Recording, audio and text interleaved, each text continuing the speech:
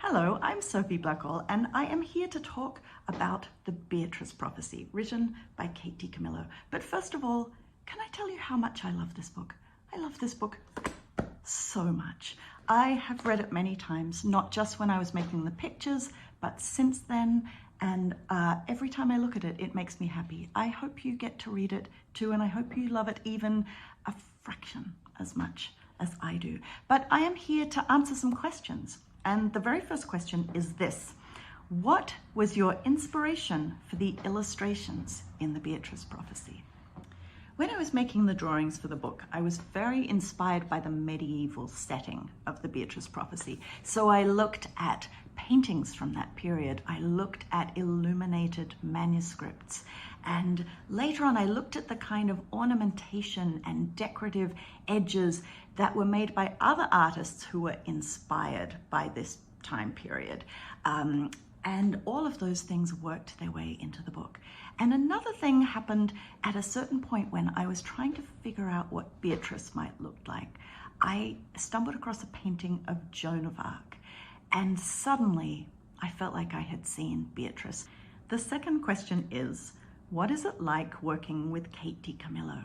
Well, if you had told my younger self that I might one day get to illustrate a book by Kate DiCamillo, I would not have believed it.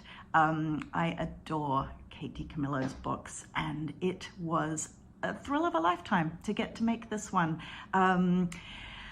It also felt like a great gift, not just the gift of these characters who became almost like my friends, and I know they're waiting for me every time I open this book, but the gift of all those beautiful things I got to draw: wolves and mermaids and seahorses and bees and meadows and moons. It was a really thrilling time making these drawings. And a funny thing happened, that some days when I was drawing, I was so swept up in the world, this whole story. I felt like I was there, and I would look up from my page, and I had made all these drawings without even kind of realizing it. Like, I don't remember making the actual lines on the page. And when I told Kate about this in an email, that I was almost like in a trance and that these drawings kind of made themselves, she said a very similar thing had happened to her with the writing. It felt almost like this story and the pictures existed on its own, which can't be true, but it felt like a kind of magic. And so I would say it was magical working with Kate DiCamillo. Okay, question 3 is an easy one. What is the first book you illustrated? At this point, I have illustrated over 50 books, which is a lot. And suddenly I feel a little bit tired. But the very first book I illustrated was called Ruby's Wish, and it was written by Shirin Yim Bridges, and it was the true story of her grandmother, who was one of the first girls to go to university in China, where she lived. The fourth question is, if you were not an illustrator, what would you have been? It's always hard to imagine that I wouldn't draw in my life, because drawing and making things is so important, and I actually can't imagine not doing that. But if I had to do something else for my job, I might travel the world looking for interesting, curious things, artifacts and things with stories and old weird stuff.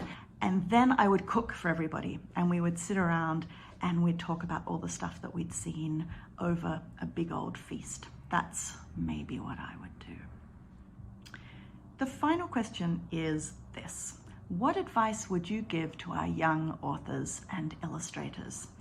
Here's what I would tell you. I would say, keep your eyes open and your ears open, and take in as many stories as you can. We cannot be a good author or illustrator until we are a good listener and a good observer, until we notice the things that make us curious, the things that make us want to ask questions, like what happens next when you hear somebody say something intriguing and you want to follow them down the street? What are they going to say next? What is the beginning of that story? And when you take those stories, you will put them inside you. You will take them into your minds and into your hearts, and they will be processed through you, and then they will come out as your stories, and that is what will make them interesting.